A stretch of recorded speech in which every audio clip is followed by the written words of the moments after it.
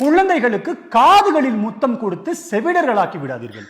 ஆமாங்க, இவர் சொல்றது உண்மைதான். எனக்கும் இந்த மாதிரி ஒரு குழந்தைய பார்த்தா எக்ஸ்பீரியன்ஸ் இருக்கு. ஒரு நாள் நியூபார்ன் பேபிக்கு ஸ்கிரீனிங் பண்ணப்போ டெஸ்ட் ரிசல்ட்ஸ்ல காது கேக்குது அப்படின்னு ரிசல்ட் வந்தது. அதே குழந்தைய 8 மந்த்ஸ்க்கு அப்புறமா எங்க கிட்ட காது கேட்கலன்னு கூட்டிட்டு வந்தாங்க. திருப்பி நாங்க ஹியரிங் டெஸ்ட் எடுத்து பார்க்கும்போது காது கேட்கலங்கிறது கன்ஃபார்ம் ஆச்சு. என்ன பிரச்சனை என்னன்னு கேஸ் ஹிஸ்டரி கலெக்ட் பண்ணும்போது அவங்க ஆஃப் அனா காதுல முத்தம் கொடுப்போம் அப்படின்னு சொன்னாங்க. இந்த மாதிரி நீங்க ஆஃப் அனா உங்க குழந்தைங்க காதுல முத்தம் கொடுக்குறப்போ அவுட்டர் ஓப்பனிங் ஆஃப் த இயர்ல அந்த முத்தம் வந்து லேண்ட் ஆயிருக்கும். அந்த டைம்ல ஸ்ட்ராங் நெகட்டிவ் பிரஷர் கிரியேட் ஆகி காதுல இருக்கிற டைனி போன்ஸ் டிஸ்லோகேட் ஆகிறதுக்கு சான்ஸ் இருக்கு. இது மட்டும் இல்லாம காதுல இருக்கிற ஃப்ளூயிட் வந்து லீக் ஆகி நம்ம நர்வ் எண்டிங்ஸை டேமேஜ் பண்றதுக்கு சான்ஸ் இருக்கு. இதே அடல்ட்ஸ்ன்னு வரும்போது அவங்களுக்கு டிஸ்அக்யூசிஸ், ஸ்க்ரீச்சிங், டினேட்டஸ் அப்படிங்கிற மாதிரியான சிம்டம்ஸும் வரதுக்கு சான்ஸ் இருக்கு. ஸோ இனிமே காதுல முத்தம் கொடுக்கணும்னு நினைச்சாலே உங்களுக்கு இந்த வீடியோ தான் ஞாபகத்துக்கு வரணும். உங்களால் நான், உங்களுக்காகவே நான், எனக்கு எல்லாமே நீங்கள் தான்.